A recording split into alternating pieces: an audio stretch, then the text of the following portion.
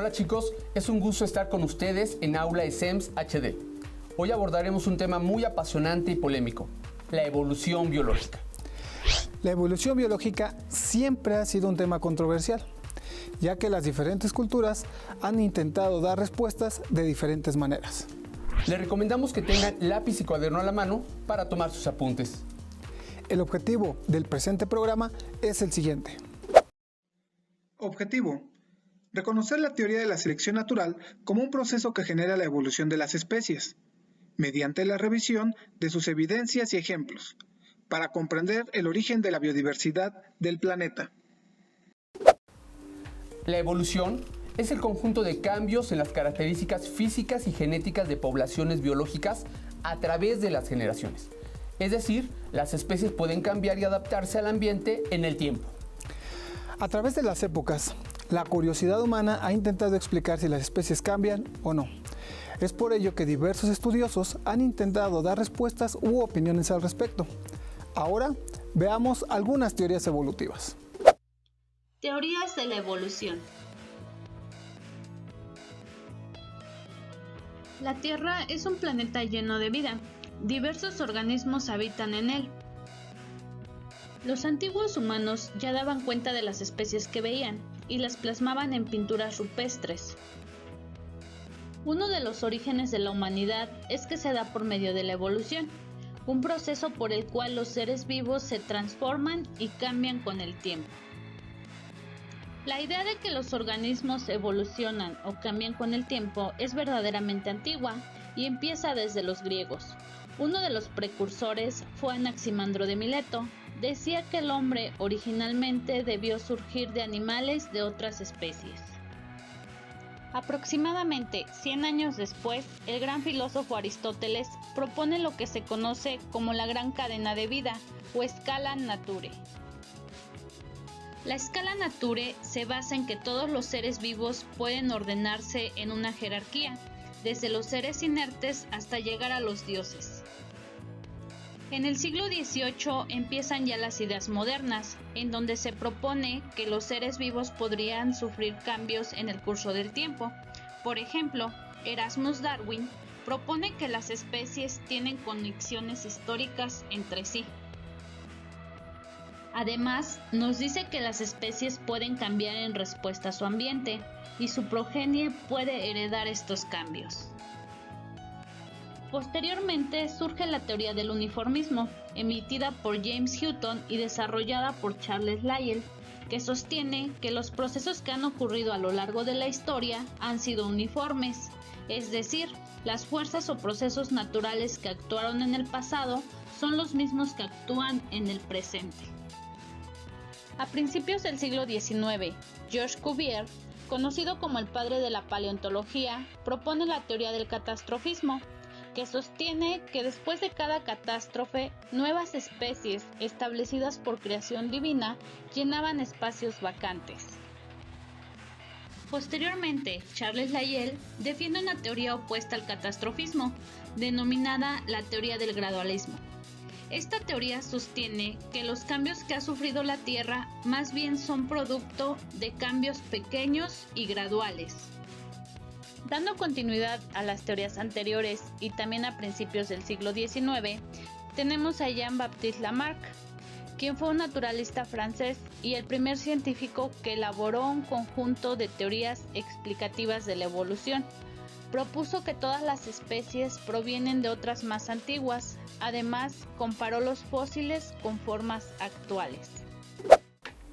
Anteriormente se pensaba que las especies no cambiaban y que siempre habían sido iguales desde su creación o aparición. Pero diversas evidencias han demostrado que no es así y que sí ha habido cambios a través del tiempo. Jean-Baptiste Lamarck aseguró que las especies se transformaban en las distintas generaciones. Sin embargo, se equivocó al explicar el proceso que generaba ese cambio. Veamos más a detalle su teoría. ¿Cuál fue el aporte de Lamarck? Lamarck propuso un método por el cual las especies podían transformarse y evolucionar. Su teoría postulaba que la evolución provenía de ciertas características del ambiente que actuaban sobre los individuos, haciendo que estos utilicen ciertos órganos o partes de su cuerpo más que otros. ¿Pero de qué manera? Bueno, sostenía que los órganos que más se utilizaban tendían a fortalecerse y desarrollarse. Los que menos se usaban, por el contrario, tendían a reducirse y atrofiarse. Pero lo más importante es que esta tendencia a desarrollar o atrofiar los órganos por el uso o desuso podía ser heredada. Entonces, ¿cómo sería la evolución en ese caso? El ejemplo más conocido es el de las jirafas y sus largos cuellos. Lamarck imaginaba un pasado con jirafas de cuello corto, como antílopes. Ah, comiendo de plantas al ras del piso.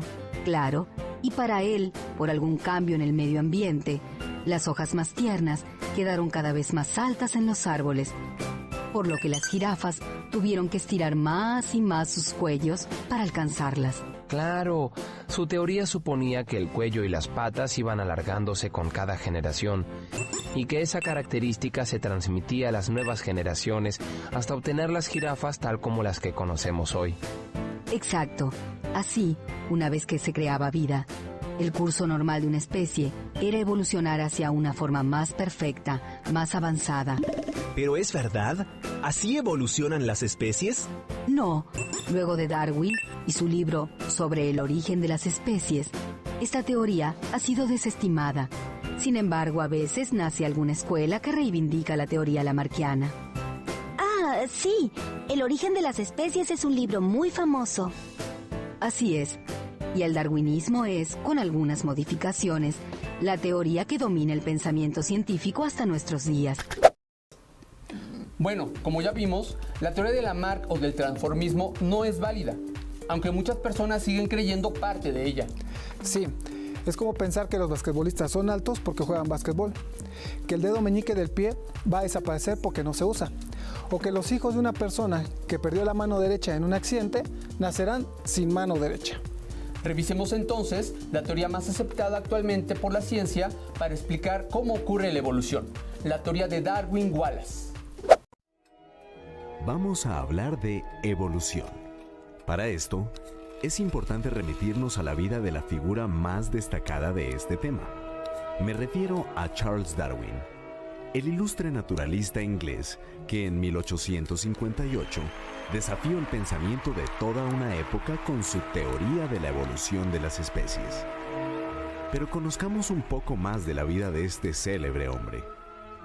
Charles Darwin, después de un profundo proceso investigativo, descubrió que las especies de seres vivos evolucionan con el tiempo, con las condiciones del ecosistema y a partir de un antepasado común, mediante el proceso de selección natural. ¿Y qué es eso de la selección natural? Bueno, es la base de todo cambio evolutivo y el mecanismo con el que la naturaleza selecciona a los seres vivos que logran sobrevivir y reproducirse. Cuando la selección natural favorece las características de una especie en el tiempo y las generaciones, puede dar lugar a la formación de una nueva especie o especies con características mejoradas.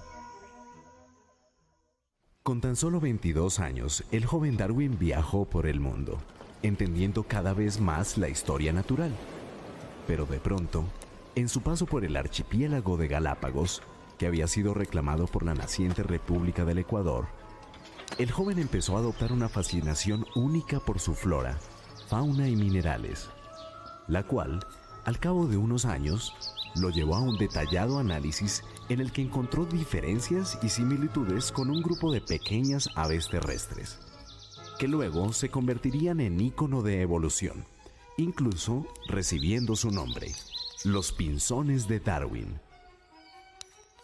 Sus estudios llegaron a determinar cómo las diferentes especies de pinzones habían ido transformándose en respuesta a los cambios ambientales y alimenticios a través de la selección natural.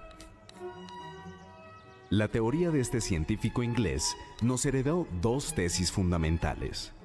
Primera, las especies derivaron de un ancestro común, pero con el transcurso del tiempo, las generaciones fueron acumulando diferencias.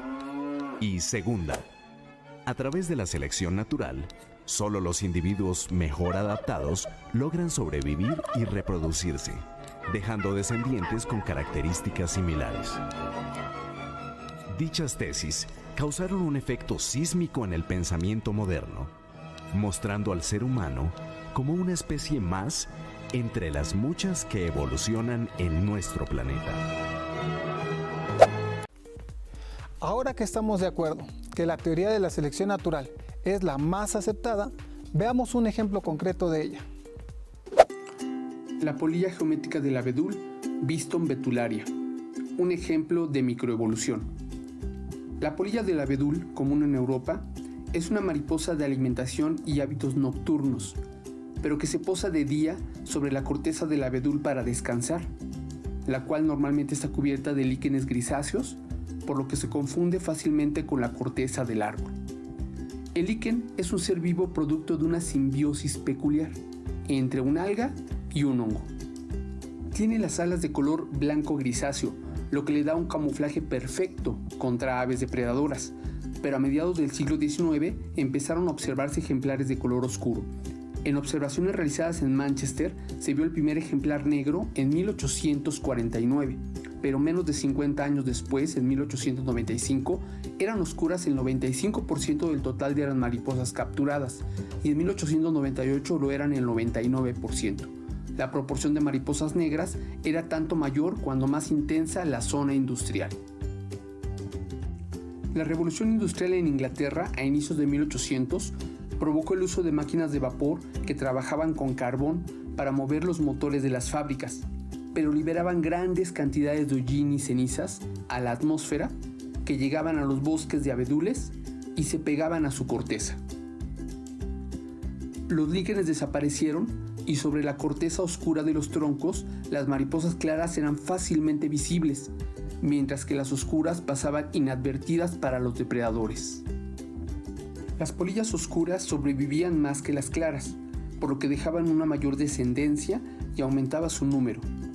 En la Biston betularia, la variabilidad ya existía anteriormente a la contaminación del bosque.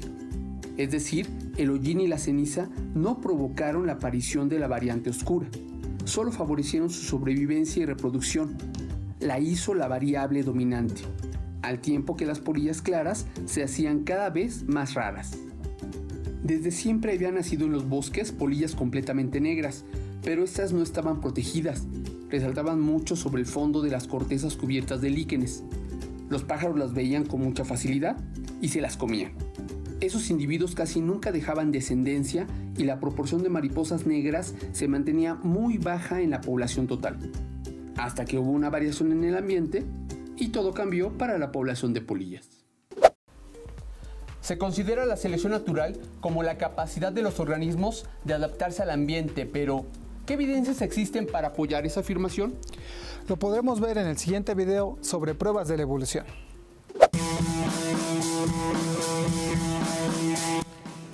Cuando definimos los conceptos de evolución, entendemos que son cambios acumulativos en grupos de organismos a través del tiempo. Pero, ¿cómo podemos comprobar que estos cambios han ocurrido a lo largo de la historia natural de las especies? ¿En dónde podemos encontrar evidencia de la evolución? Algunas pruebas las podemos encontrar en el registro fósil, en la anatomía comparativa, en la embriología comparativa y en la bioquímica comparativa, así también como en la distribución geográfica de las diferentes especies.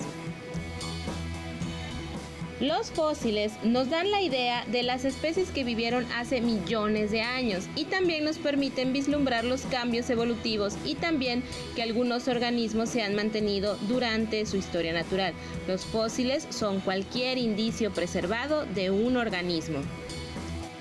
La paleontología los usa como objeto de estudio para interpretar cómo era la vida hace millones de años. La aleta de una ballena y el brazo de un humano tienen estructura similar. Cuando existen estructuras anatómicamente similares, heredadas de un ancestro común, se denominan estructuras homólogas. La evolución menciona que es mucho más probable que las partes del cuerpo sean modificadas de otras ya existentes, en lugar de ser generadas por completo de nuevo desde cero. Entonces, cuando encontramos en la naturaleza estructuras similares o equivalentes en morfología, pero con funciones distintas, debido a que pertenecen a especies distintas, estamos observando estructuras homólogas. En el caso que las estructuras tengan funciones equivalentes pero morfología muy distinta, como las alas de la mosca comparadas con las alas de las aves, estamos frente a estructuras análogas. Las estructuras análogas nos evidencian que vienen de ancestros distintos, pero que existe evolución hacia el mismo tipo de función. En el caso de las estructuras vestigiales, son formas reducidas de estructuras funcionales de otros organismos. La teoría de la evolución predice que las características que ya no poseen una función para la especie en cuestión se reducirán con el pasar del tiempo y tenderán a desaparecer.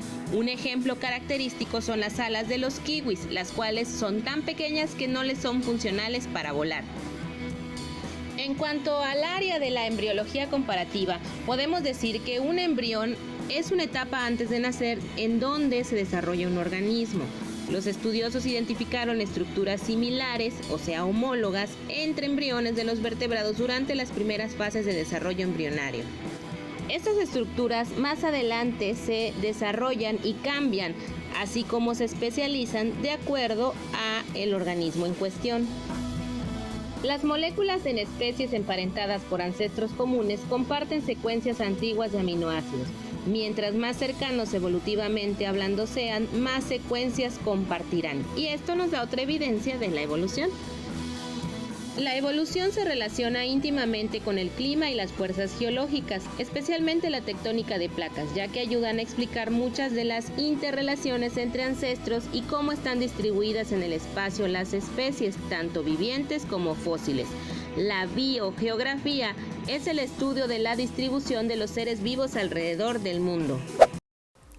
Las pruebas presentadas en el video son evidencias en general para los seres vivos, pero ¿habrá evidencias que demuestren la evolución en los seres humanos? Claro que sí, veámoslo en la siguiente presentación. 12 curiosos vestigios de la evolución en tu cuerpo. Se llaman vestigios evolutivos a partes del cuerpo o funciones que les eran útiles a nuestros antepasados remotos, pero a nosotros ya no.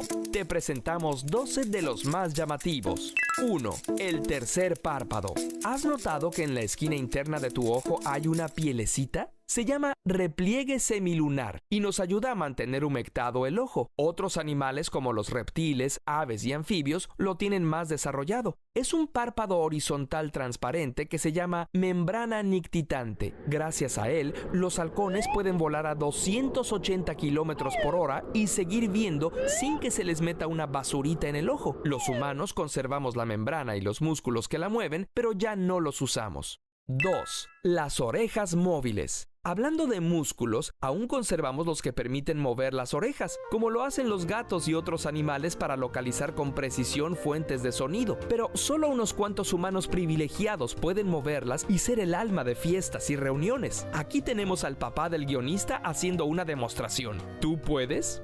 3. Orejas puntiagudas. Muchas personas tienen una bolita o una punta en una o las dos orejas. Se llama tubérculo de Darwin, aunque Darwin lo llamaba punta de Wulner, por un escultor amigo suyo que la representó en uno de sus trabajos. Este detalle no cumple ninguna función. Es un remanente de las orejas puntiagudas de nuestros ancestros animales. 4. Piel de gallina. La piel se nos eriza cuando hace frío o en una situación emocionalmente fuerte. Se llama piloerección. A los animales con más pelo les permite conservar el calor o parecer más grandes. A nosotros no nos sirve de nada, pero de todas maneras se nos pone la piel chinita. Tenemos un video que habla más de eso. 5. Pezones extra. Otros mamíferos no tienen uno, sino varios pares de glándulas mamarias. Aunque los humanos generalmente tienen 2 pezones, algunas personas nacen con vestigios de pezones extra, y no son pocas. Se estima que le sucede a 1 de cada 18 personas. Seguramente conoces a alguien con esta característica, aunque no lo sepas. 6. Muela del juicio. La dieta de nuestros ancestros primates incluía más plantas fibrosas y su higiene dental no era la mejor, por lo que tener 4 muelas de repuesto seguramente les venía muy bien. A nosotros, que tenemos las mandíbulas más chicas, por lo regular solo nos causan dolores de cabeza. Dolores de muelas. 7. Apéndice. Nuestros ancestros herbívoros tenían órganos en el aparato digestivo que les permitían procesar celulosa, la fibra de las plantas. Al parecer, el apéndice humano es un vestigio de uno de estos órganos. Aunque se creía que no servía para nada, estudios recientes indican que ayuda a regenerar la flora intestinal si ésta se destruye. Como se inflama fácilmente y a mucha gente se lo han extirpado sin mayores consecuencias, sigue siendo un enigma si es un vestigio o un órgano útil. 8. Brazos de simio. Tócate el dedo meñique con el pulgar. Si se te marca un tendón en la parte interna de la muñeca, has descubierto el músculo palmaris longus. El 14% de la gente no lo tiene y no le hace falta, pero a nuestros antepasados que trepaban árboles les daba mejor agarre. Actualmente, si es necesario reemplazarte un tendón, puede que el cirujano lo tome de aquí. 9. Pies de simio. Otro músculo que no tiene utilidad le servía a nuestros ancestros que tenían el pulgar del pie oponible y podían agarrar cosas. A nosotros solo nos sirve para que nos dé un calambre de vez en cuando. El 10% de la población ya no lo tiene. Por otro lado, según un estudio hecho en Boston, 1 de cada 13 personas todavía puede doblar el pie como otros homínidos. 10. Branquias. ¿Sabías que tuviste branquias antes de nacer? Todos los vertebrados pasamos por etapas embrionarias similares. A las 4 semanas de gestación se forman estos arcos branquiales que en los peces se convierten en órganos para respirar y en los humanos forman diferentes estructuras del cráneo. 11.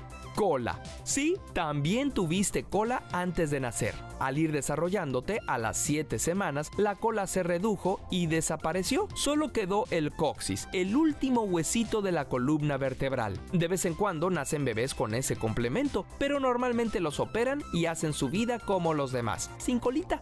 12.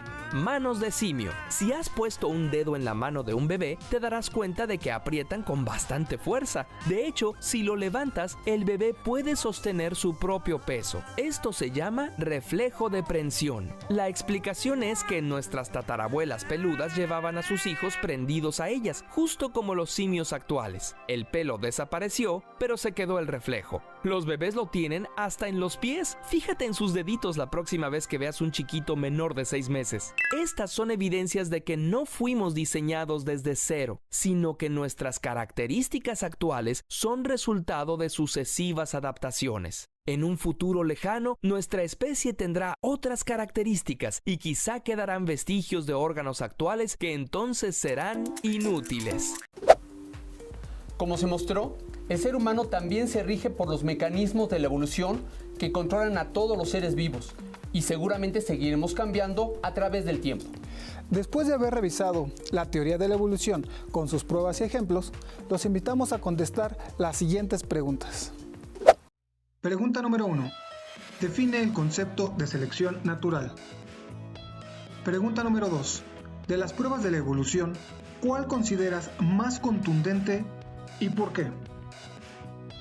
Pregunta número 3. ¿Puedes identificar algún órgano vestigial en tu cuerpo o en el de algún conocido? Conclusiones. La teoría de la evolución por selección natural explica, con base en evidencias científicas, cómo los organismos han cambiado a través de las generaciones, generando la biodiversidad actual del planeta. Cada vez se descubren más evidencias que apoyan a la teoría de la selección natural y se suman a las pruebas del registro fósil, la biogeografía, la anatomía comparada, la embriología y los órganos vestigiales observados en los seres vivos. Todos los seres vivos, aún los más pequeños, están sujetos a los mecanismos de la evolución, el cual es un proceso en ocasiones muy lento y que no se detiene, aunque no siempre se perciba. Aún en nuestros días, las teorías evolutivas siguen provocando discusiones con quienes defienden el creacionismo. Sin embargo, la ciencia lucha por demostrar que los cambios de las especies es producto de la genética de cada una de ellas y de la migración de las poblaciones. Además, es importante recordar que el medio ambiente se encarga de seleccionar a los individuos que ya nacen con características favorables para adaptarse a ese ambiente. Si aún tienes dudas de este tema, te invitamos a consultar más información escaneando este código QR, donde encontrarás muchos contenidos que te ayudarán a enriquecer tus conocimientos. También te invitamos a suscribirte a nuestro canal en YouTube Dale like y activa la campanita de notificaciones para que compartas y estés actualizado con los videos de Aula SEMS HD. Cuida mucho tu salud y la de tu familia. Nos vemos pronto.